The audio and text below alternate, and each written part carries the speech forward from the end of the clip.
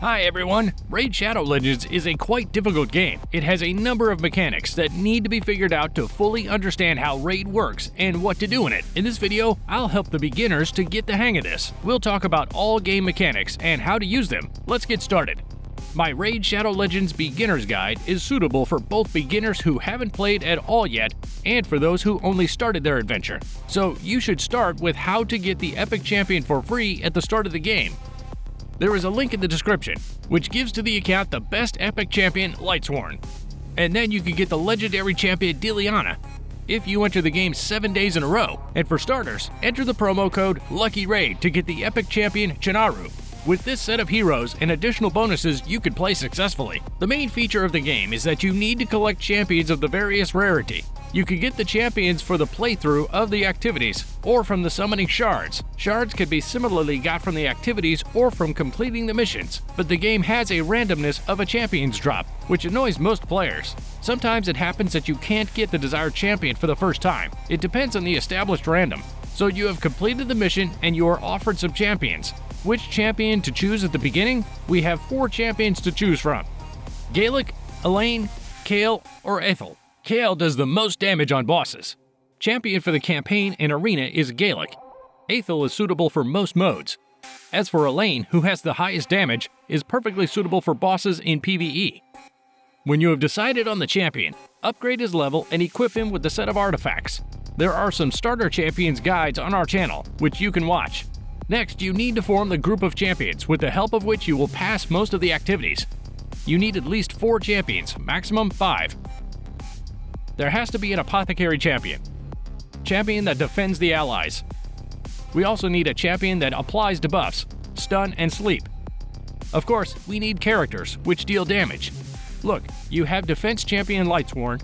He has a high defense indicator and gives strengthening to the allies. There also will be a support character, Deliana, who weakens the enemies and strengthens the allies.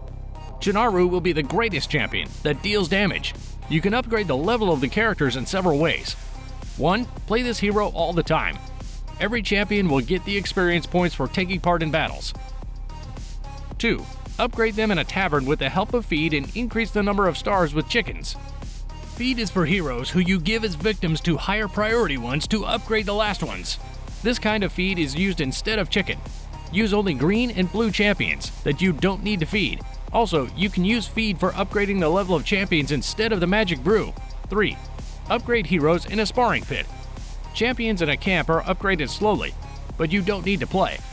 This method is for the lazy. And how to equip champions in Raid Shadow Legends? A lot depends on the equipment. If you equip the hero incorrectly, then you will have to take off stuff and you need to pay a certain amount of money for this. Equipment decides how a champion will behave himself in a battle, what survivability and attack indicator he has. Every character is unique and every character needs a different approach and a set of artifacts. To understand what to wear, go to our channel. There are guides on champions and how to equip heroes correctly. Upgrade the parameter on which the damage depends for the attack champions. Speed for the support champions, and a tank in a group needs defense. But everything depends on the champion himself, as each one is a unique unit. Artifacts upgrading is necessary. Equipping the champion is half the battle. You need to upgrade the equipment.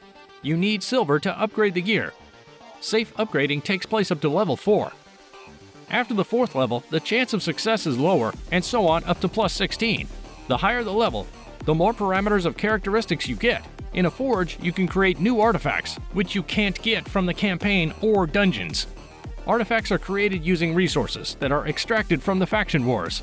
With the help of boosters, you can additionally specify what the desired parameters an item should have, or you can further improve the quality of the item you're creating. The better artifact you want to create, the more rare resources you will need. And if you like our guide for the beginners in Raid Shadow Legends, don't forget to subscribe to the channel and put likes. Your couple of clicks will help my channel become more popular. You have to use a thome to upgrade your skills. You can get the thome by completing the quests, missions, and tournaments. Or you can use several of the same champions. Duplicates of the champions also give a skill point. Which skill will be upgraded depends on randomness. Upgrading the skill of champions is not always useful. There are champions that are not worth spending thomes. My most important recommendation is to save all resources from the very beginning of the game. For the first quest, you will get a lot of silver, rubies, books, magic brews, and so on. Save everything until you have gathered a group of 5 heroes that you will be playing all the time. For example, you will accumulate 1,000 rubies pretty quickly. They are best invested in upgrading one of the champion's talents, or buy a mine and upgrade it to level 2, so you can get rubies without even playing Raid. Don't hurry to unlock the shards you will be receiving.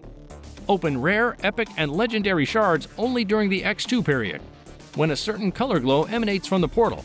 If, for example, you have X2 on rare shards blue light, you can only unlock blue shards. You will have an increased chance to get rare champions of a certain class. Collect all the shards that you can get, so you can then unlock more and gather a better group of champions. Let's go over the Bastion, and look at all the buildings and what they are for. Portal is what the whole game revolves around. The champions you get from there during the summon will serve in PvP and PvE.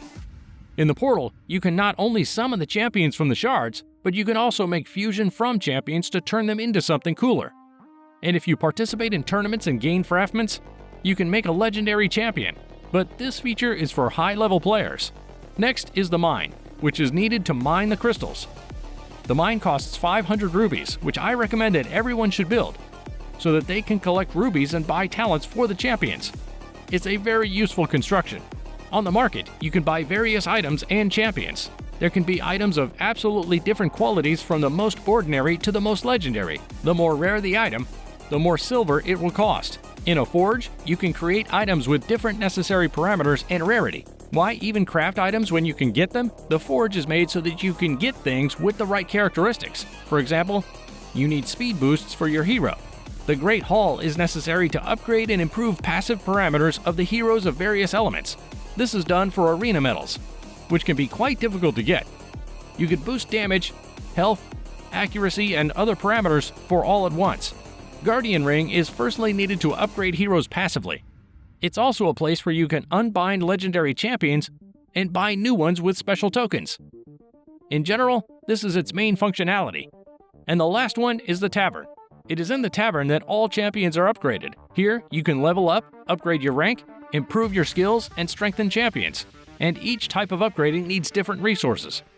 Now it's time to talk about modes, because you need to understand what you need to farm in order to upgrade the heroes.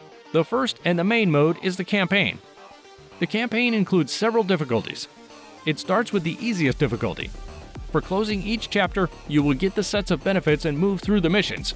In each location, drop different sets of artifacts.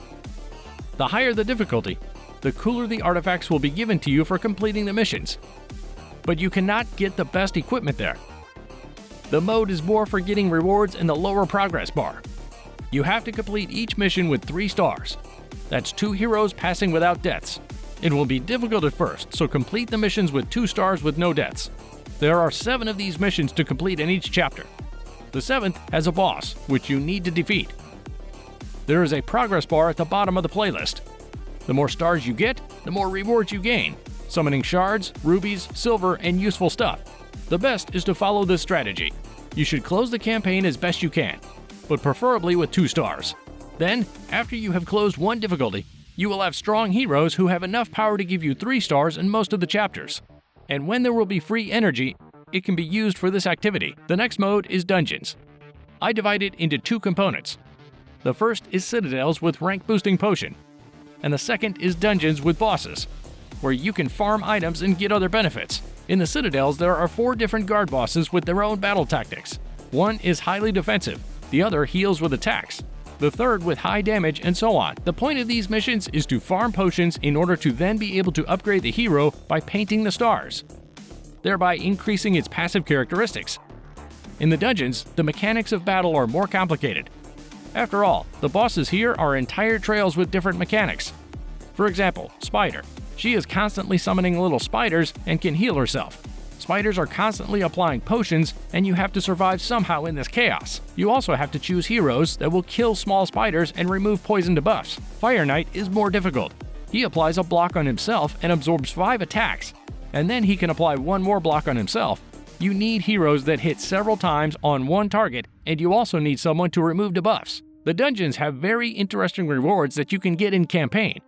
Artifacts of different rarity, jewelry, shards, scrolls for talent boosting and resources, it's the playlist that you'll have to farm the most. A feature that will help you is multi-fight. You just make 30 tries and farm the necessary mode to get the new artifacts. Every day you get 30 attempts. You use them and the next day you can repeat. Faction Wars is the third mode. From time to time, different crypts open and need to be closed. If, for example, you enter a Bannerlords or Orc crypt, you need a group of characters that belong to this faction to do a mission. The further your progress through the missions, the more difficult the enemies will be.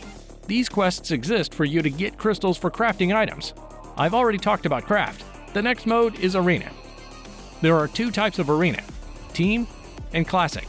Classic Arena is a 4-on-4 fight, where the more coherent group will win, which not only does a lot of damage, but also has high efficiency. Before the battle, you can see the nickname of the opponent, what rewards you will receive, enemy squad, and its strength. You will choose a weaker enemy so that you have a better chance of winning. In arena battles, I highly recommend not playing with auto battle if the strength level is close to yours. In order not to play an auto battle, you must know your team's capabilities perfectly and understand when to apply skills to quickly destroy the enemy team. Each victory increases your ranking. The more you win, the tougher league you get into. Team Arena is more difficult. You need 4 times more heroes there and the understanding of the combat tactics, so you won't have troubles in extended fight. Auto battle is inappropriate. If you have a good set of champions though, it will do. Clan battle are opened by joining the clan.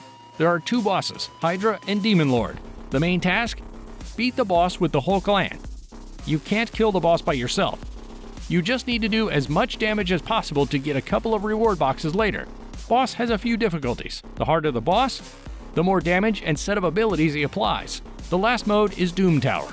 This is the most difficult PvE activity. Its special feature is unique bosses and rewards that you can receive. It's somewhat similar to Company, but against you, you've got upgraded enemies and difficult bosses that have to be defeated somehow.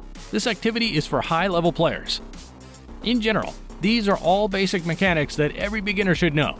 Gather a group of champions, upgrade and equip them, and save resources so that you can quickly improve lagging area or new champions. Don't forget to follow the tasks in the tabs in the hub to get summoning shards, armor, boosters, and useful resources. I don't recommend you upgrade on your own and pass any activities that are not related to the missions. All beginners should follow the chain of missions, and then you can progress as you wish. That's all for now. Raid Shadow Legends is an accessible and understandable game for beginners, but it also has its moments. I showed you how to get your first epic hero, also showed you all the basics that beginners need to know, and to remind you that the link with the bonuses will be in the description. Follow it to get the best set of champions to start with. Be sure to subscribe to the channel and like the video. I've chosen a few videos for you to watch. Bye everyone!